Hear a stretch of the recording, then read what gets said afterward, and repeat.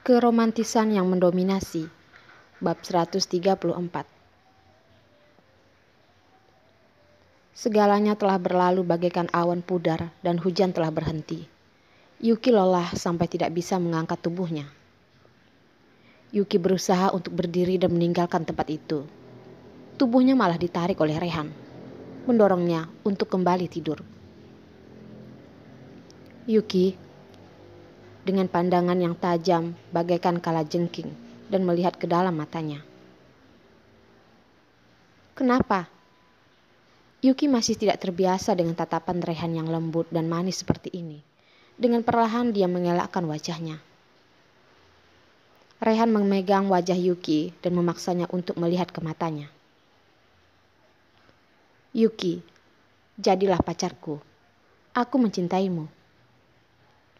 Rehan berkata dengan serius sambil menantikan balasan dari Yuki.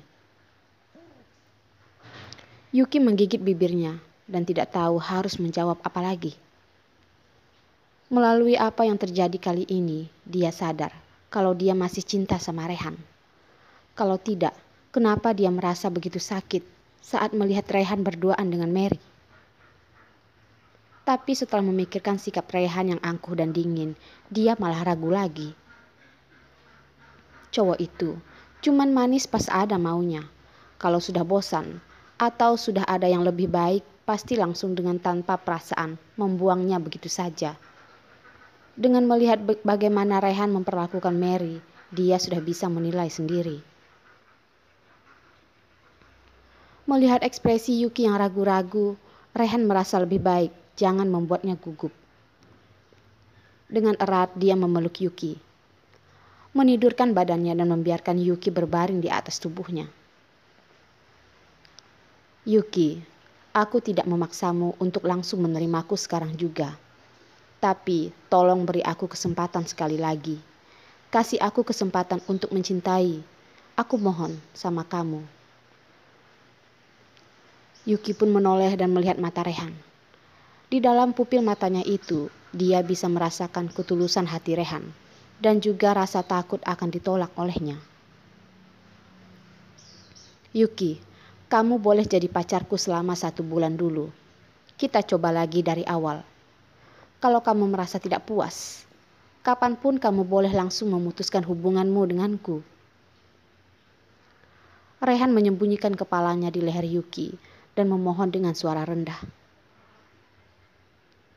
Dengan perlahan Yuki menganggukkan kepalanya dan menyetujui permintaan Rehan. Setelah selesai membuat keputusan, Yuki merasa sekujur tubuhnya merasa lega. Putus dengan Rehan selama 3 bulan, dia bukan sama sekali tidak memikirkannya. Tapi aneh, dia juga merindukannya. Merindukan Ken yang hanya bersamanya beberapa hari. Menjadi pacarnya Rehan, Yuki pun bisa dengan gampang pergi ke Amerika dan bertemu dengan Ken lagi. Setelah melihat Yuki menganggukkan kepalanya, Rehan pun langsung memeluknya dengan sekuat tenaga. Tidak tahu bagaimana baru bisa mengungkapkan kebahagiaan yang ada di dalam hatinya. Rehan memeluk Yuki dan memberikan ciuman yang dalam di wajahnya. Yuki, biar aku yang memandikanmu. Selesai mandi, kita pergi makan sarapan bersama, bagaimana? Yuki kecilku yang penurut pasti sudah lapar sekali kan? Rehan mulai menggunakan kata-kata manjanya yang bisa langsung memerahkan wajah orang yang mendengarnya. Tidak usah, aku mandi sendiri saja. Yuki masih merasa sungkan, lalu mendorong Rehan dan beranjak turun dari kasur. Hasilnya kakinya belum menginjak lantai, kakinya sudah lemas dan terjatuh kembali di atas kasur. Rasa sakit di kakinya membuatnya tidak berhenti mengerutkan alisnya. Bagaimana? Tidak bisa turun dari kasur lagi ya? Rehan melontarkan senyum jahat, langsung menggendong Yuki dan membawanya ke kamar mandi. Bak mandi yang besar itu didesain senyaman mungkin, bisa memijatkan badan. Air yang mengalir perlahan membilas badannya. membersihkan semua kesedihan yang terjadi semalam dan tadi pagi. Semuanya memudar dengan perlahan. Yuki benar-benar tidak punya tenaga lagi dan terbaring lemas di bak mandi itu. Tangan Rehan yang bertenaga itu dengan lembut dan perlahan membersihkan seluruh tubuhnya. Dengan teliti memandikan Yuki. Memandikan sebenarnya lebih cocok dibilang mencari kesempatan untuk memegang badannya. Karena jelas sekali di bagian tertentu dia membersihkannya dengan lebih detail. Membersihkannya berkali-kali. Yuki menarik tangannya yang besar itu dan menghalanginya untuk memegang bagian itu. Barang kecil, malu ya? Di dalam suara rendah Rehan terdengar suara mempermainkannya. Dengan perlahan dia melepaskan tangan Yuki, menimpahkan badannya di atas badan Yuki. Sebuah ciuman yang lembut terasa di bahunya. Setelah cepat-cepat mandi, Yuki menelpon pelayan hotel untuk mengambilkan pakaian di kamarnya. Dia mau pergi mencari Nindi. Dia tidak membawa handphonenya. Nindi tidak dapat menghubunginya. Nindi pasti sangat khawatir. Rehan seperti permen dan melengketkan badannya ke badan Yuki. Yuki, aku temani kamu pergi cari Nindi. Memberitahu hubungan kita sekarang. Jangan, bagusan aku bicara dulu dengannya. Kamu tiba-tiba pergi bersamaku, aku takut Nindi akan terkejut. Yuki menolak permintaan dari Rehan. Rehan juga tidak berani memaksanya. Bagaimanapun ini hanya percobaan selama 1 bulan. Kalau saja Yuki tidak senang, harapannya akan segera hilang. Mencoba berjalan dengan perlahan, Yuki merasa tubuhnya masih terasa sakit. Semalam dan tadi pagi, mereka melakukannya berulang-ulang kali. Robot pun tidak akan bisa menahannya. Dengan terpincang-pincang dia berjalan dengan perlahan ke kamar Nindi.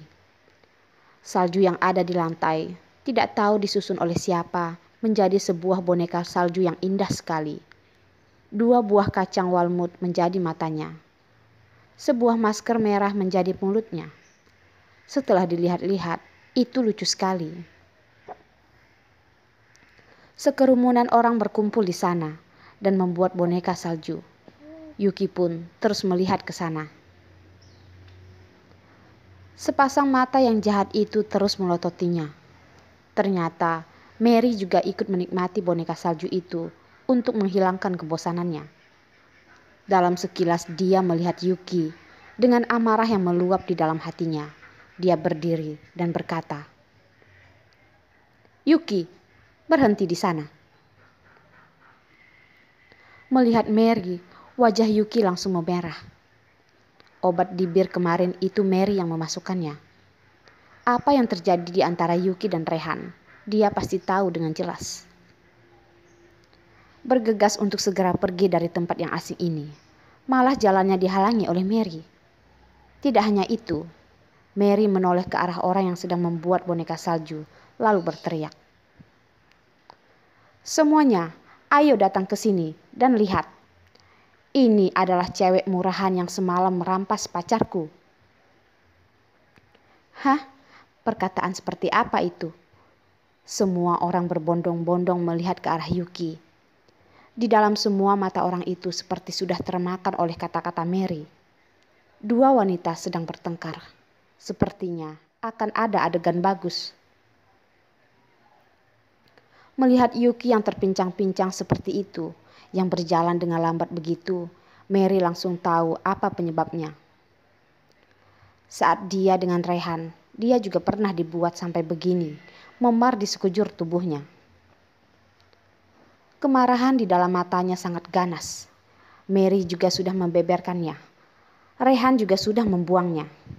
Dia sudah tidak memperdulikan apa-apa lagi. Dia meletakkan kedua tangannya di pinggangnya dan memaki Yuki, lalu berkata, "Kalian lihat cewek ini. Tidak bisa berjalan lagi. Kalian tahu kenapa? Karena dia kemarin malam semalaman ada di atas ranjang pacarku. Dia jadi seperti begini karena sudah melakukannya terlalu banyak. Hingga sampai sekarang tidak bisa jalan lagi. Apa yang dikatakan Mary terlalu terang-terangan. Wajah beberapa wanita yang ada di samping juga mulai memerah. Tapi karena masih penasaran, jadi masih tidak mau pergi. Malahan berkerumun di sana. Melingkari Mary dan Yuki di tengah-tengah. Mary melihat kerumunan orang semakin banyak. Dia semakin berani. Dia berteriak. Kalian pikir-pikir sendiri. Tadi malam awalnya aku sedang di permandian dengan pacarku. Cewek ini malah membuka semua pakaiannya. Mencuri kesempatan saat aku pergi mengambil barang dan langsung memeluk pacarku. Semua orang mulai berbisik-bisik dan menunjuk-nunjuk ke arah Yuki. Cewek ini beneran tidak tahu malu. Kemarin malam Rehan memang datang bersama dengan Mary. Semua orang melihatnya. Jadi mereka makin percaya dengan perkataan Mary. Jadi Yuki memang merampas pacar orang lain. Cewek murahan yang rela menyerahkan tubuhnya kepada pacar orang. Yuki marah sampai sekujur tubuhnya semua bergetar. Kamu masih berani sembarangan bicara. Kamu sendiri yang menaruh obat ke dalam bir itu. Menjerumuskan aku. Bicara sampai setengah, dia tidak bisa bicara lagi. Lagi-lagi dia sendiri membeberkan apa yang mereka lakukan kemarin malam. Ditambah lagi kondisinya sekarang yang tidak bisa jalan lagi, membuat orang semakin percaya dengan semua perkataan Mary. Yuki tidak bisa menahan air matanya lagi, menghadapi cacian, hujatan, dan tatapan dari mata orang yang seakan-akan menelannya. Yuki melototi Mary. Mary semakin senang. Dia berkata, lihat aku kenapa? Kemarin malam bukannya sudah enak banget. Lah, kamu sendiri lihat kakimu itu. Lemas sampai tidak bisa jalan lagi. Jelas-jelas sudah keenakan sampai mau terbang ke langit. Masih saja berpura-pura di sini. Dasar cewek murahan. Melihat gaya cewek ini yang masih polos, tidak disangka dia bisa mengatakan kata-kata seperti ini. Iya juga, benar-benar tidak kepikiran. Sekarang cewek murahan yang gak tahu malu seperti ini makin lama makin banyak. Kalau ada cowok langsung diserbu dan merampas cowok orang lain. Orang-orang di sekitar juga mulai setuju dengan perkataannya. Mentertawainya, menghujat, mencaci maki, menghina, membuat wajah Yuki menjadi putih pucat. Dia harus bagaimana menjelaskannya? Takutnya dia sendiri juga tidak tahu dia sedang bicara apa. Berpikir untuk pergi, jalan keluarnya malah dihalangi oleh Mary. Dia sama sekali tidak bisa keluar dari sana. Kerumunan orang itu tiba-tiba terpisah. Badan Rehan yang tinggi dan tangguh dengan keras mendorong kerumunan orang itu. Rehan langsung berlari ke samping Yuki dan langsung memeluknya. Pelukan yang sangat melindungi dan menyayangi. Matanya melihat ke kerumunan orang, lalu berkata, dia pacarku. Siapa yang memanggilnya dengan kata murahan akan bermusuhan denganku, menjadi musuhku selamanya. Semuanya terdiam. Yuki melihat Rehan dengan muka bengong, tidak bisa melepas pandangan dari wajahnya. Dirinya sudah terkejut sekali. Yuki, aku... Melihat Rehan tiba-tiba muncul, Mary ketakutan sampai tidak bisa bicara. Keberaniannya tadi pun hilang dalam seketika. Bibirnya bergetar seperti akan menjelaskan sesuatu. Tiba-tiba, sebuah tamparan keras langsung melandas di wajah Mary. Rehan melototinya dengan kejam. Suaranya juga terdengar sangat kejam seperti suara iblis dari neraka. Pergi. Aku tidak ingin melihatmu lagi di kota C. Kalau aku masih melihatmu itu artinya kamu tinggal tunggu mati saja. Yuki mimpi pun tidak terpikirkan kalau Rehan akan muncul di sini. Bisa dengan gaya yang seperti ini, memberitahukan kepada semua orang bahwa dia adalah pacarnya. Air matanya pun tiba-tiba mengalir keluar dari matanya.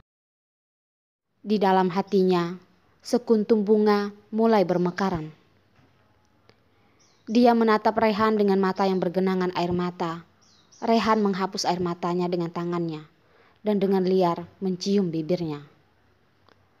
Pertama kalinya, Yuki menyadari keganasan Rehan ternyata begitu romantis. Dia sangat menyukainya.